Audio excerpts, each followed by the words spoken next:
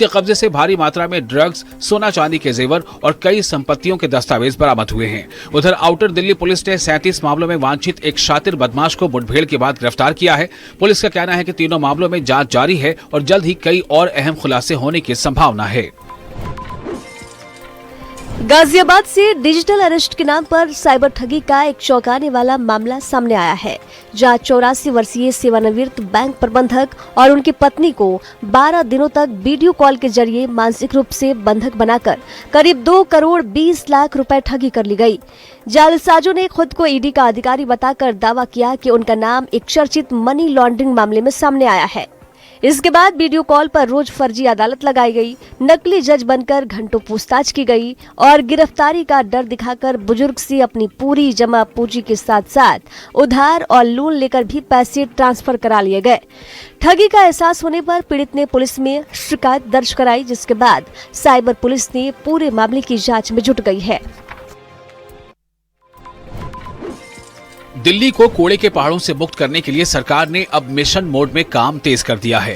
गाजीपुर, ओखला और भलसवा लैंडफिल साइटों पर बायो माइनिंग और पुराने कचरे के वैज्ञानिक निस्तारण का अभियान तेजी से चलाया जा रहा है। शहरी विकास मंत्री आशीष सूद ने गाजीपुर लैंडफिल साइट का निरीक्षण कर कामकाज की समीक्षा की और अधिकारियों को निर्देश दिया कि 31 जुलाई तक बायो माइनिंग की क्षमता 7,000 मीट्रिक टन प्रतिदिन से बढ़ाकर 12,000 मीट्रिक टन की जाए। सरकार का लक्ष्य दिसंबर 2027 तक गाजीपुर लैंडफिल साइट पर जमा पूरे पुराने कचरे का निस्तारण करना है। साथ ही बायो माइनिंग से निकलने वाले इनर्ट पदार्थ के समय पर निस्तारण के लिए वाहनों की संख्या बढ़ाने और हर सप्ताह प्रगति की समीक्षा करने के भी निर्देश दिए गए हैं।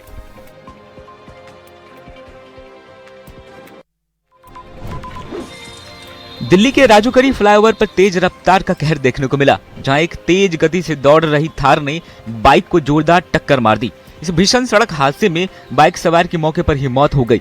घटना के बाद इलाके में अफरा तफरी मच गई और पुलिस तुरंत मौके पर पहुंची। पुलिस ने शव को कब्जे में लेकर पोस्टमार्टम के लिए भेज दिया है।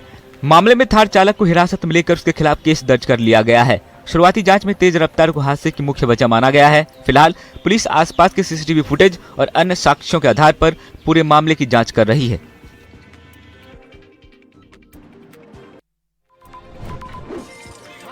फरीदाबाद में महिला कर्मचारियों की सुरक्षा पर सवाल खड़े करने वाली एक सनसनीखेज घटना सामने आई है। सेक्टर 58 थाना क्षेत्र में महिला वर्करों को लेकर जा रही एक प्राइवेट कंपनी की बस को बीच रास्ते में रोककर कुछ युवकों ने जमकर उत्पात मचाया। आरोप है कि 8 से 10 हमलावरों ने पहले बस चालक के साथ मारपीट की और फिर बस पर पत्थरबाजी कर दी। इस हमले में बस के शीशे टूट गए, जिनके कांच लगने से कई महिला कर्मचारी घायल हो गई। बस चालक का आरोप है कि हमलावर पिछले 3 महीनों से बस का पीछा कर महिला कर्मचारियों पर फप्तियां कसते थे और पहले भी विवाद हो चुका था। फिलहाल पुलिस का कहना है कि अभी तक लिखित शिकायत नहीं मिली है, लेकिन शिकायत मिलते ही मामले की जांच कर आरोपियों के खिलाफ सख्त कानूनी कार्रवाई की जाएगी। फरीदाबाद पुलिस महकमे से एक बड़ी लापरवाही का मामला सामने आया है, जहां सेक्टर 8 थाना परिसर के मालखाने से पुलिस की सुरक्षा में रखे गए 32 लाइसेंसी हथियार चोरी हो गए। हालांकि पुलिस ने समय रहते कार्रवाई करते हुए सभी हथियार बरामद कर लिए हैं और इस मामले में 20 आरोपियों को गिरफ्तार किया गया है। जांच में सामने आया कि ITI के माध्यम से अप्रेंटिस पर आया एक युवक कथित तौर पर एक-एक कर हथियार मालखाने से बाहर निकालता रहा और अपने परिचितों के जरिए उन्हें बेचता गया। घटना का खुलासा रूटीन जांच के दौरान हुआ, जिसके बाद पुलिस अधिकारियों ने विस्तृत जांच शुरू की। मामले में लापरवाही बरतने के आरोप में मालखाना इंचार्ज ASI राजेंद्र सिंह को निलंबित कर दिया गया है। फिलहाल पुलिस पूरे नेटवर्क और इस मामले से जुड़े अन्य पहलुओं की जांच में जुटी हुई है।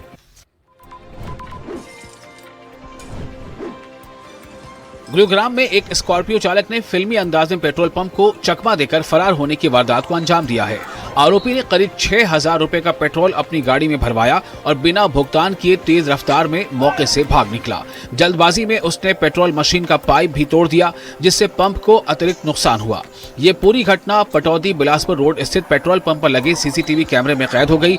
अब पुलिस फुटेज के आधार पर स्कॉर्पियो के नंबर और आरोपी की पहचान करने में जुटी है। दिन दहाड़े हुई इस वारदात ने एक बार फिर सुरक्षा व्यवस्था और पेट्रोल पंपों पर सतर्कता को लेकर सवाल खड़े कर दिए हैं।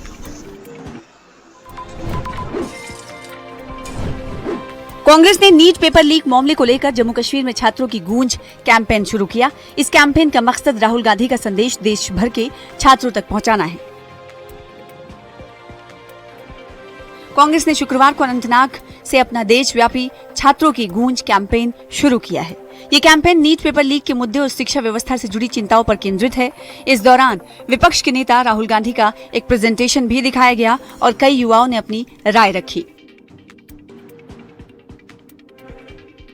सभा को संबोधित करते हुए एआईसीसी के महासचिव गुलाम अहमद मीर ने कहा कि इस कैंपेन का मकसद राहुल गांधी का संदेश देश भर के छात्रों तक पहुंचाना है। साथ ही बार बार हो रहे परीक्षा पेपर लीक के लिए जवाबदेही तय करने और छात्रों पर तनाव कम करने के लिए शिक्षा और परीक्षा प्रणाली में सुधार की मांग करना भी इसका उद्देश्य है।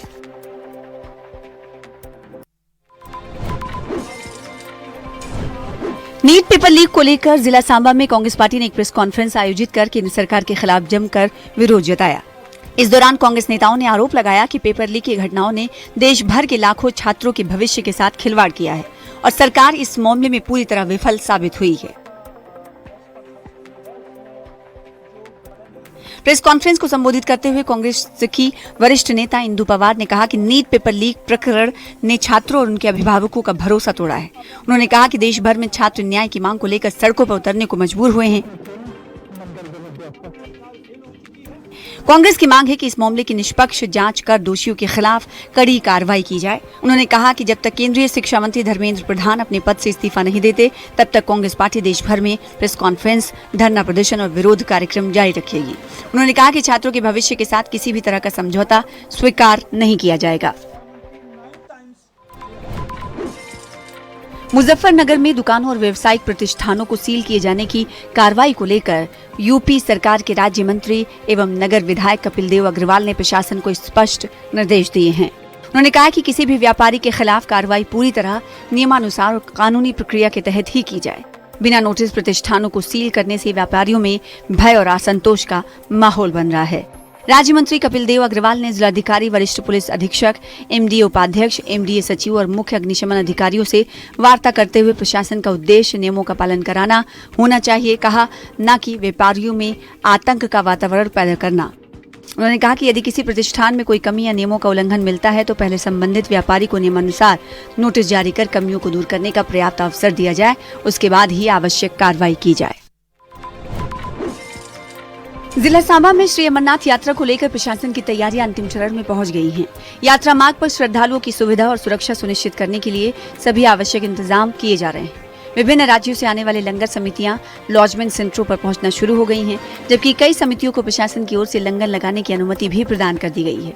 तैयारियों का जायजा लेने के लिए एडीसी सांबा और तहसीलदार घगवाल लगातार लॉजमेंट सेंटरों का निरीक्षण कर रहे हैं। इस दौरान लंगर सेवादारों के अनुमति पत्रों की जांच की जा रही है और आवश्यक दिशा निर्देश भी दिए जा रहे हैं ताकि यात्रा के दौरान किसी भी प्रकार की असुविधा न हो।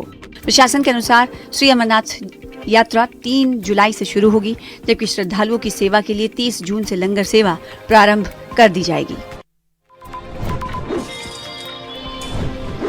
महामंडलेश्वर श्री प्रबोधानंद गिरी जी महाराज ने राम मंदिर चंदा चोरी मामले को 100 करोड़ लोगों की आस्था के घर पर हमला करार दिया। उन्होंने इस घटना को भारत की एक बहुत बड़ी दुर्घटना और साजिश बताते हुए इसे महाअपराध की संज्ञा दी।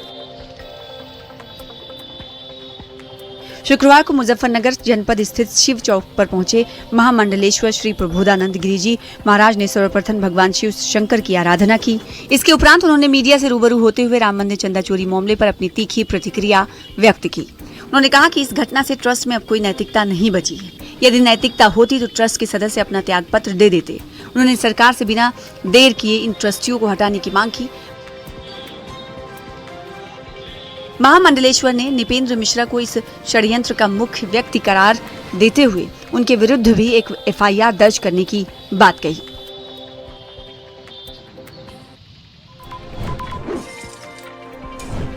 केतन अग्रवाल मर्डर मामले में एक और बड़ा घटनाक्रम सामने आया है।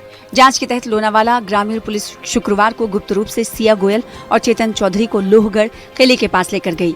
पुलिस सूत्रों के अनुसार दोनों आरोपियों को सुबह करीब 11 बजे किले के पास लाया गया था। जांच अधिकारियों ने दोनों से पूछा कि वो किले तक पहुंचने के लिए किस रास्ते का इस्तेमाल कर पहुंचे थे। पुलिस का कहना है कि किले तक पहुंचने के लिए 2 अलग अलग रास्ते हैं। सिया और चेतन से ये पहचान करने को कहा गया कि उन्होंने कौन सा रास्ता अपनाया था। घटनास्थल के रास्ते ही जांच के बाद पुलिस दोनों आरोपियों को वापस पुलिस थाने ले गई। सूत्रों के मुताबिक मामले की जांच के तहत आने वाले दिनों में पुलिस सिया गोयल के माता पिता के बयान भी दर्ज कर सकती है।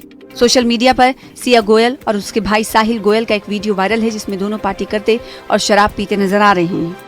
केतन के घर वालों का कहना है कि ये सारी बातें उनसे छुपाई गई थी। उन्हें बताया गया था कि सिया एक घरेलू लड़की है और वो पार्टी और शराब दोनों का सेवन नहीं करती, पर इस वीडियो में दोनों शराब के साथ दिख रहे हैं।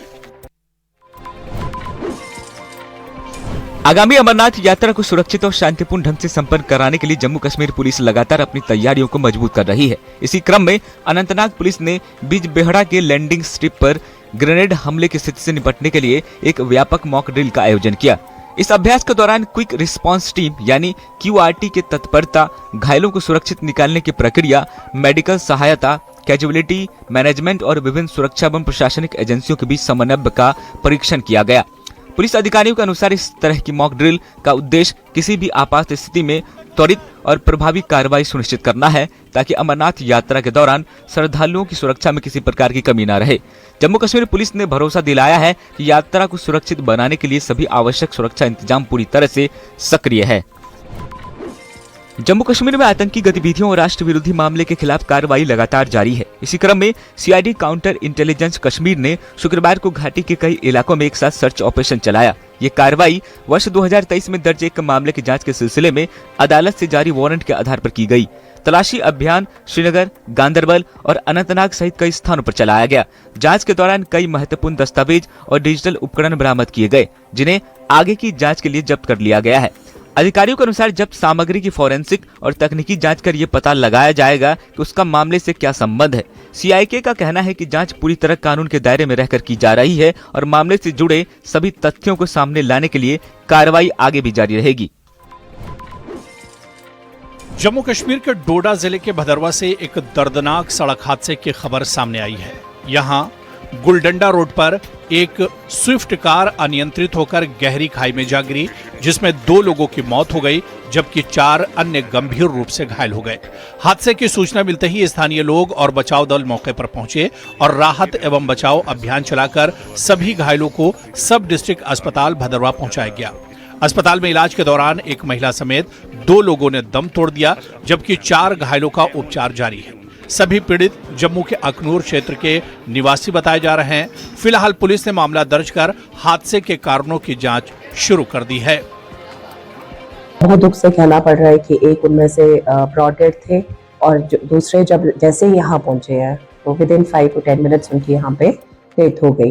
बाकी जो 4 पेशेंट मेरे पास थे, जिसमें से एक फीमेल रही है और एक 11 साल का बच्चा है, तो उनको chest trauma with poly trauma है। तो फर्स्ट एड हमने यहाँ पे उनको दे दिया हुआ है, लेकिन उनको फर्दर एक कार्डियोथोरेसिक सर्जरी और एक न्यूरो सर्जरी की कंसल्टेशन के लिए हमें उनको रेफर करना पड़ा। मुहर्रम के मौके पर जम्मू कश्मीर के मागाम में अंजुमन शराई शयान की ओर से एक विशाल रक्तदान शिविर का आयोजन किया गया, जिसमें बड़ी संख्या में लोगों ने उत्साहपूर्वक रक्तदान किया। शिविर का उद्घाटन आगा सैयद मुस्तफा ने किया। इस अवसर पर उन्होंने कहा कि रक्तदान केवल एक सामाजिक कार्य नहीं बल्कि मानवता के प्रति हमारी महत्वपूर्ण जिम्मेदारी भी है। शिविर में बड़ी संख्या में युवाओं ने हिस्सा लिया और कहा कि किसी जरूरतमंद की जान बचाने के लिए रक्तदान करना उन्हें आत्मिक संतोष और सुकून देता है। इस आयोजन के माध्यम से समाज में सेवा, भाईचारे और इंसानियत का संदेश देने का प्रयास किया गया। जम्मू कश्मीर के पुंछ जिले में भगवान भोलेनाथ के पावन धाम श्री बूढ़ा अमरनाथ मंदिर में आयोजित होने वाली श्री शिव महापुराण कथा के शुभारंभ से पहले भव्य कलश यात्रा निकाली गई। पुंछ नगर स्थित श्री दशनामी अखाड़ा मंदिर से मंदिर के महंत एवं राजगुरु महामंडलेश्वर 1008 स्वामी विश्वामानंद सरस्वती की अगुवाई में निकली इस यात्रा में सैकड़ों श्रद्धालुओं ने उत्साहपूर्वक भाग लिया। श्रद्धालु हर हर महादेव के जयकारों के साथ पैदल यात्रा करते हुए नगर से बाहर पहुंचे, जहां से वाहनों के जरिए श्री बूढ़ा अमरनाथ मंदिर के लिए रवाना हुए। मंदिर परिसर में श्री शिव महापुराण कथा का शुभारंभ होगा, जिसे लेकर पूरे क्षेत्र में भक्तिमय वातावरण बना हुआ है। हम अंग्रेजों के जमाने के जेलर हैं, अब बड़े कानूनी विवाद में घिर गई है। फिल्म के निर्माता ने Sholay media and entertainment private limited पर गंभीर आरोप लगाते हुए दावा किया है कि रिलीज से ठीक एक दिन पहले भेजे गए कानूनी नोटिस के जरिए फिल्म की रिलीज में बाधा डालने की कोशिश की गई। निर्माता का कहना है कि फिल्म का शीर्षक विधिवत पंजीकृत है, सभी कानूनी औपचारिकताएं पूरी की गई है और सेंसर बोर्ड से प्रमाण पत्र भी प्राप्त किया जा चुका है। उनका दावा है कि ट्रेलर रिलीज होने और फिल्म के सिनेमाघरों में आने तक किसी ने कोई आपत्ति नहीं जताई, लेकिन अंतिम समय में नोटिस भेजकर दबाव बनाने का प्रयास किया गया। फिलहाल इस मामले में शोले मीडिया की ओर से कोई आधिकारिक प्रतिक्रिया सामने नहीं आई है। ऐसे में अब सभी की नजर इस बात पर है कि ये विवाद अदालत में जाएगा या दोनों पक्ष आपसी सहमति से इसका समाधान निकालेंगे।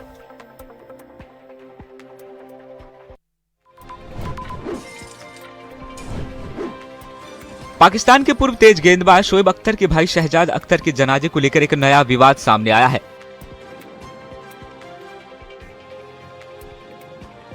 सोशल मीडिया पर जारी एक वीडियो और तस्वीरों के आधार पर दावा किया जा रहा है कि जनाजे में लश्कर ए तैयबा से जुड़े बताए जाने वाले राजनीतिक संगठन PMML के कुछ पदाधिकारी मौजूद थे। इन तस्वीरों में संगठन के इस्लामाबाद अध्यक्ष इनाम उल रहमान समेत अन्य नेताओं के शामिल होने का भी दावा किया गया है।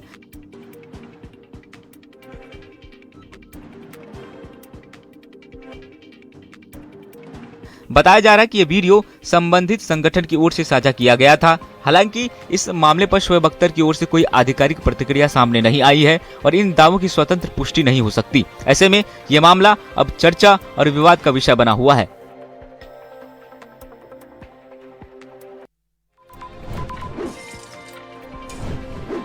दिल्ली पुलिस की स्पेशल सेल ने कुख्यात गैंगस्टर शब्बीर चौधरी को दबोच लिया। ये शातिर अपराधी MCOCA कानून के तहत दर्ज एक मामले में पिछले 1 साल से भी ज्यादा समय से पुलिस की आंखों में धूल झोंक कर फरार चल रहा था। स्पेशल सेल की टीम ने जाल बिछाकर इसे हरियाणा के शंभू बॉर्डर से गिरफ्तार किया और इसके पास से एक आलीशान कार और स्कूटी भी बरामद की।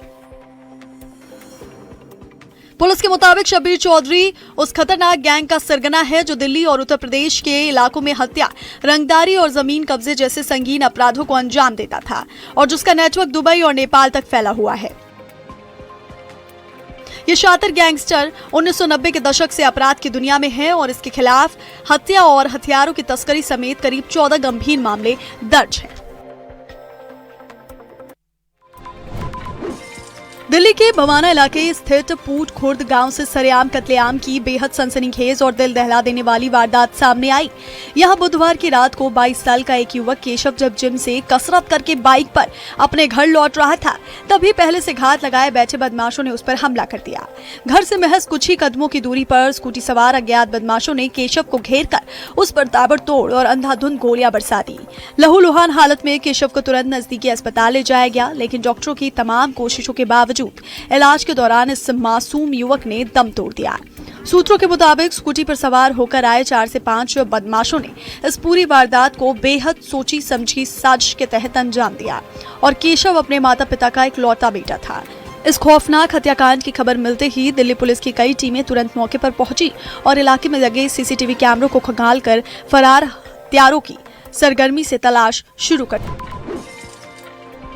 दिल्ली के संगम विहार इलाके से घरेलू कलह में रिश्तों को कत्ल कर देने वाली एक बेहद खौफनाक और दिल दहला देने वाली वारदात सामने आई।